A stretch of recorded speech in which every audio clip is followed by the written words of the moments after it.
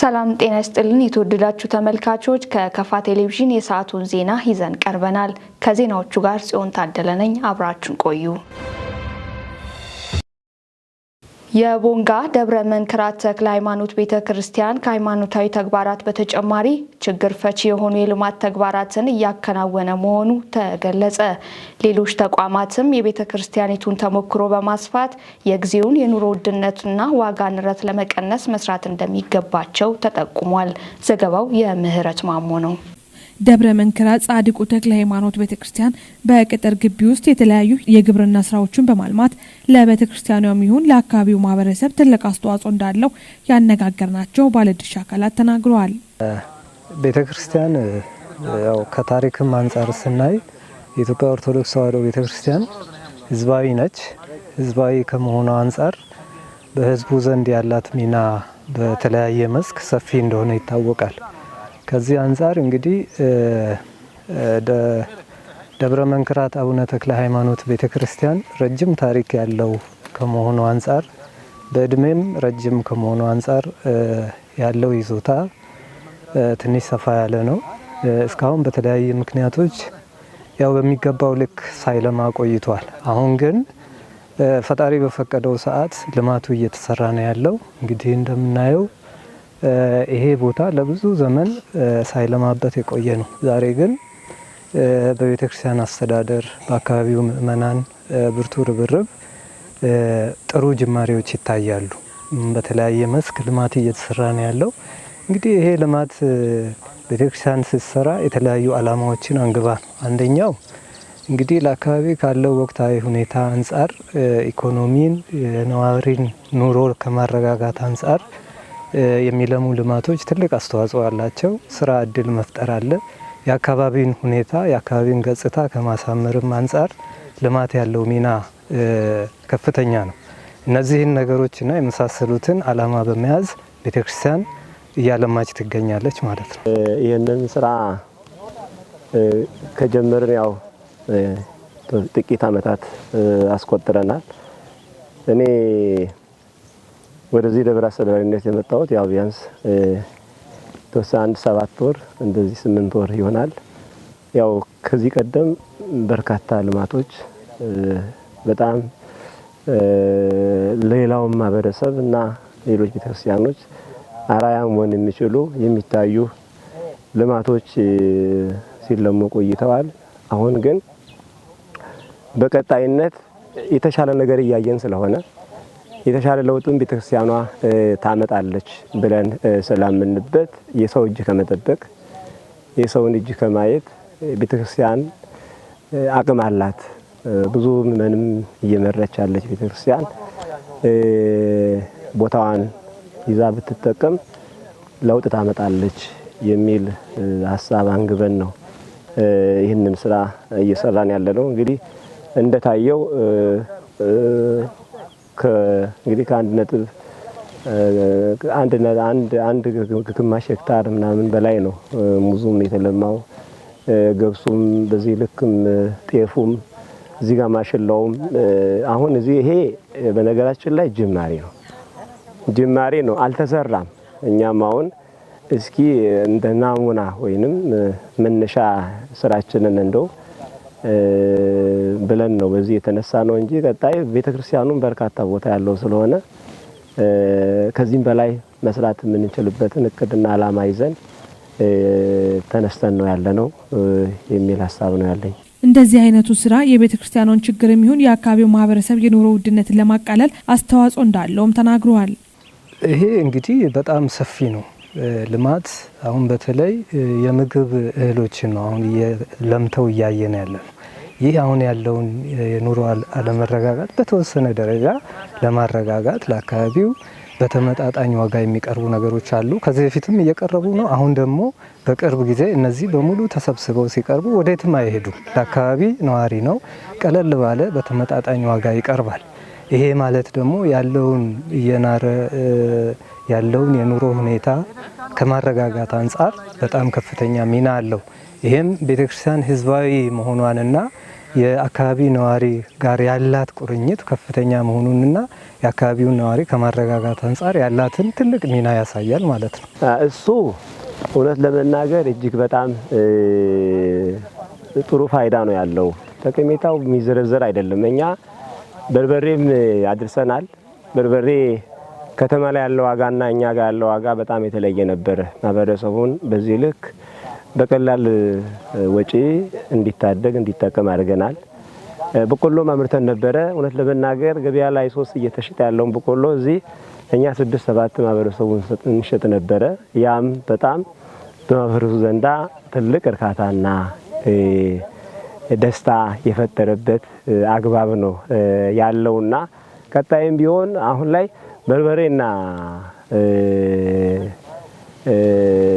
በቆሎ ነው እንደው ትንሽ ያደረሰን ያለው። ቀጣይ ላይ እነዚህ አሁን እየተዘጋጁ ያሉት እየደረሱ ያሉ ምርቶች እንኳን ነገ ያው የትም እንወስድ አይደለም። እዚህ ላይ በኑሮ ላይ እየተቸገረ ያለው ህብረተሰብ በተመጣጠነ ዋጋ ለማህበረሰቡ አቅርበን እሱ የደከመበት ስለሆነ ማህበረሰቡ ነገም የተሻለ ስራ ሰርቶ ያሳየናል ብለን ስለምናስብ ቀጥታ አሁን ማህበረሰቡን ያሳተፈ ግብይት ነው የምናደርገው። እዚህ ላይ ማህበረሰቡን ያሳተፈ ነው። ኑሮ ውድነትንም በእውነት እየቀረፈ ነው ለማለት ብናገር ድፍረት አይሆንብኝም። አስተያየት ሰጪዎቹ አክለውም ሌሎች የእምነት ተቋማትም ያላቸውን ቦታ በመጠቀም የአይነቱን የልማት ስራ መስራት እንዳለባቸው አሳስበዋል።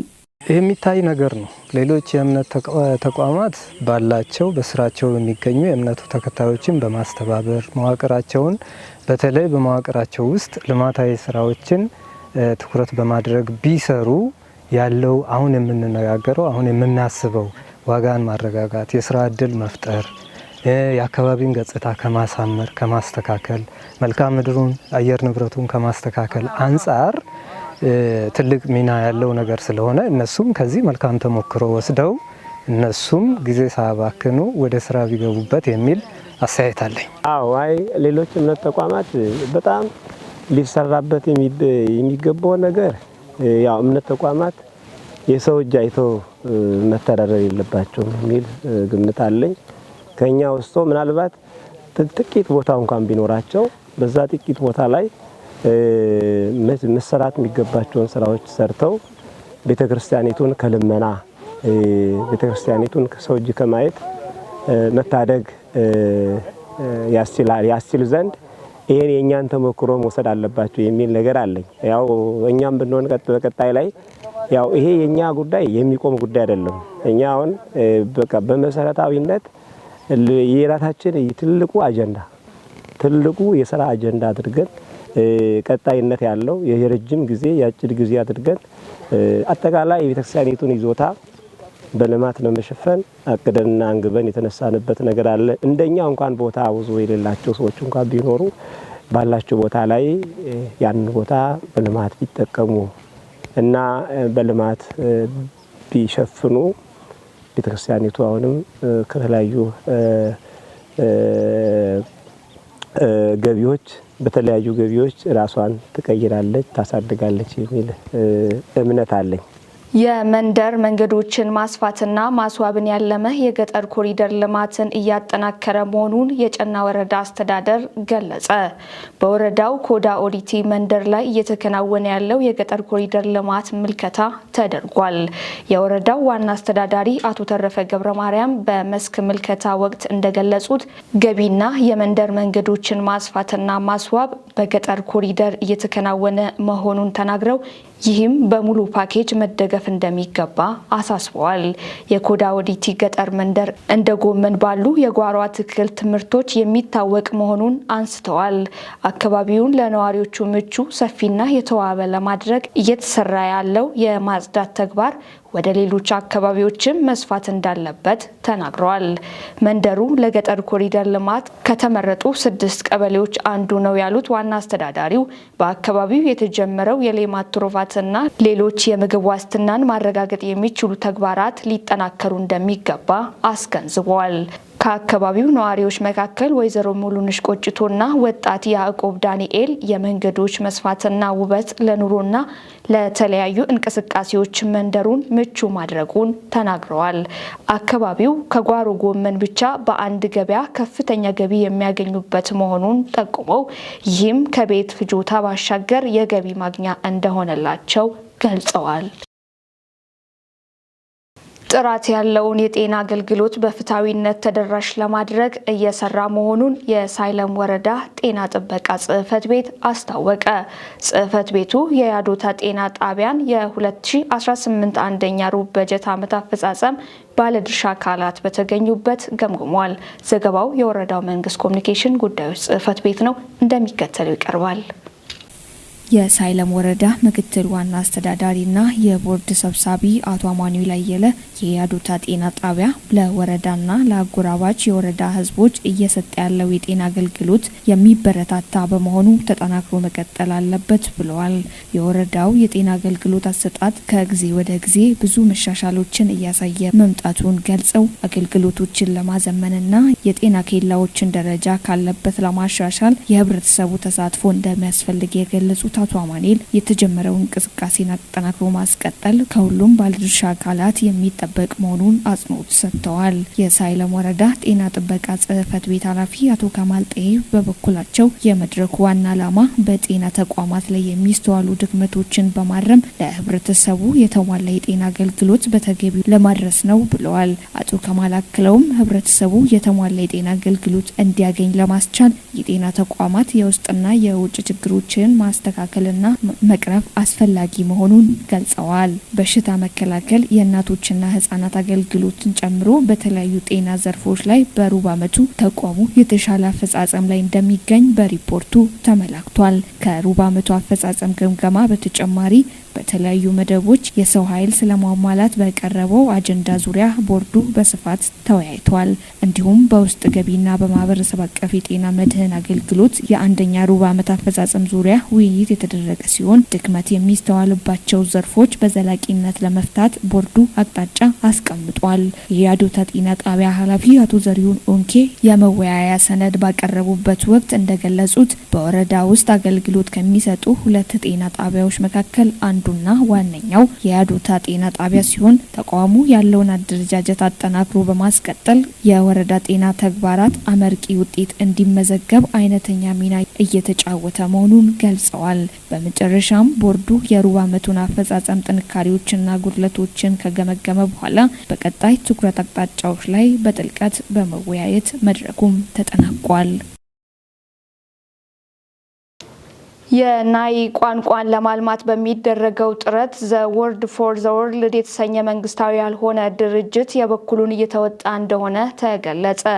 ድርጅቱ በኢትዮጵያ በርካታ ቋንቋዎችን ለማልማት አቅዶ እየሰራ መሆኑም ተጠቁሟል። በላቸው ዘለቀ ያዘጋጀውን አማኑኤል ክንፌ እንደሚከተሉ ያቀርበዋል። የናይ ቋንቋ ድሮ ካለበት ደረጃ በአሁን ጊዜ እያደገ መምጣቱን ምሁራኑ ተናገሩ። የጎባ ወረዳ ነዋሪ የሆኑት አቶ አለማየሁ አላሉ መጽሐፍ ቅዱስን ወደ ናይ ቋንቋ በመተርጎም ላይ እንዳሉና ቋንቋን በማሳደግ ዙሪያ ባላቸው ተነሳሽነት በማደግ ላይ ያለው ትውልድ የተደሰተ እንደሆነም ተናግረዋል።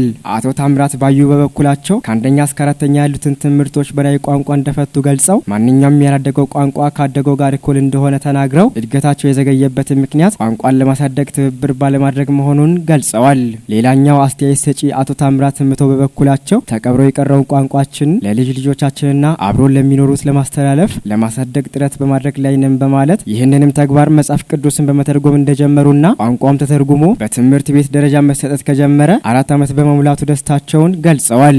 የዘ ወርድ ፎር ዘ ወርልድ የተሰኘ መንግስታዊ ያልሆነ ድርጅት ጽሕፈት ቤት አስተባባሪ የሆኑት አቶ ካሳውን ከበደ በበኩላቸው 30 በሚሆኑ ቋንቋዎች ላይ ድርጅታቸው ስራ እየሰራ እንደሚገኝና የናይ ቋንቋም ከዛ አንዱ እንደሆነ ገልጸዋል። ስሜ ካሳውን ከበደ ነው። ዘ ወርድ ፎር ዘ ወርልድ ኢትዮጵያ 30 በኢትዮጵያ ቋንቋዎች ላይ ይሰራል። 30 ኢትዮጵያ ቋንቋዎች። ስለዚህ ናይ ከ30ዎቹ ውስጥ አንዱ ነው። ትርጉም ስራ እየተሰራ ወዳለበት ወደ ዲሺ ከተማ በመሄድ ይህንን ቋንቋ አስተባብራለሁ። ለምን ህዝቡ እንዲበረታታ፣ ህዝቡ ከዚህ በኋላ መልካሙን ነገር እንዲያውቅ፣ እንዲረዳ፣ እንዲያገኝ የእግዚአብሔርን ቃል በቋንቋቸው እንዲያገኝ ነው ይህንን ሁሉ መስዋዕትነትን የምንከፍለው። ስለዚህ በዚህ አይነት ሁኔታ ከዚህ ህዝብ ጋር መስራት በጣም ደስ ይለናል። ይህ የዘወድ ፎር ዘ ወርልድ ኢትዮጵያ ስራና የናኦ ህዝብ በአንድነት እንደገና ደግሞ በተለያዩ ዓለም ደረጃ ያሉ አጋዦች በአንድነት የምንሰራው ስራ ነው። በዚህ አይነት ሁኔታ ነው እየሰራን እያገለገልን ያለነው። ፊደል ያልተቀረጸላቸው ቋንቋዎች ፊደል ተቀርጾላቸው ተማሪዎች እንዲማሩ ጭምር ተጨማሪ ድጋፍ እየተደረገላቸው መሆኑንም ተናግረዋል። ቋንቋ ላይ ፊደል ያልተቀረጸ ከሆነ ፊደል በማስቀረጽ ያ ቋንቋ ወደ እድገት ደረጃ እንዲደርስ አድርገናል። ለምን ድምጽ ያለው ነገር ግን ፊደል የሌለው ቋንቋዎች አሉና እነዛ ያንን ሂደት አልፎ የመጽሐፍ ቅዱስን የእግዚአብሔርን ቃል በቋንቋቸው አግኝተዋል። የናይ ቋንቋ ፊደሉ ስላለ አሁን ያንን ፊደል ደግሞ መንግስትንም እያመሰገንን መንግስት በተቻለ መጠን ወደ አንደኛ ሳይክል ደረጃ በማምጣት ከኛ ጋር ጎን ለጎን ህብረተሰቡን እየጠቀመ ያለበት ሁኔታ ስላለ እኛ ደግሞ በጎን ድጋፍ እንሆናለን። የናይ ማህበረሰብ አስተባባሪ በተጨማሪ የናይ ህዝብ አኩሪ ታሪክና ባህል እንዳለው ገልጸው ይህንንም ድርጅታቸው ትኩረት ሰጥቶ በመስራት ላይ እንደሚገኝ ገልጸዋል። ናኦ ህዝብ ታሪክ አለው። ናኦ ህዝብ ባህል አለው። ናኦ ህዝብ የራሱ ሂደትና የቋንቋ አካሄድ አለው። ያንን የእግዚአብሔር ቃል በዓለም ላይ ተተርጉሞ ብዙ ሀገሮች ቋንቋ እንዳደገ፣ ብዙ ሀገሮች ታሪክ እንዳደገ፣ ብዙ ሀገሮች ባህል እንዳደገና እነዛ ሀገሮች ደግሞ ወደ ከፍተኛ እድገት ደረጃ እንደደረሱና ለውጥ እንደመጣ ሁሉ ለናኦ ህዝብም ለውጡ ይመጣል። በምን በኩል? በቋንቋ እድገት በኩል። በምን በኩል? ታሪኩ ጸንቶ በመኖር በኩል። በምን በኩል? ባህሉ ደግሞ የተስፋፋ በጥሩ ባህል የታነጹ በጥሩ ስነ ምግባር ህዝቡ የታነጸ በእግዚአብሔር ቃል የእግዚአብሔርን ቃል መሰረት በማድረግ ክፋትን በማራቅ መልካም ስራዎችን በመስራት ለእግዚአብሔርና ከእግዚአብሔር በታች ላለው ደግሞ ለመንግስት አካላትም በጥሩ ሁኔታ በመገዛት ህዝቡ የአእምሮ ለውጥ፣ የኑሮ ለውጥ፣ የሂደት ለውጥ ሁሉ እንዲያመጣ ያረጋል። ስለዚህ ዘወድ ፎር ዘ ወርልድ ኢትዮጵያ ካሉት ከሌሎች ዓለም አጋዦች ጋር በዓለም ደረጃ አጋዦች አሉ። በጸሎት የሚያግዙ፣ በገንዘብ የሚያግዙ፣ በሐሳብ የሚያግዙ አሉ። የናኦ ህዝብ የእግዚአብሔርን ቃል በራስ ቋንቋ እንዲያገኝ ዘንድ ነው እነዛ ሁሉ የሚያግዙ። 8 ቋንቋዎች ላይ ሙሉ መጽሐፍ ቅዱስ ሰርቶ ጨርሶ ለህትመት በቅቶ ለስርጭት በቅቶ ህዝቡ ያንን ሙሉ መጽሐፍ ቅዱስን እየተጠቀመ ይገኛል። ስለዚህ ከናይ ጋር በ30 ቋንቋዎች ላይ ስራ እየሰራ ይገኛል። ዘወድ ፎር ዘ ወርልድ ኢትዮጵያ በኢትዮጵያ ቋንቋዎች ላይ ይሰራል። 30 ኢትዮጵያ ቋንቋዎች። ስለዚህ ናይ ከ30ዎቹ ውስጥ አንዱ ነው።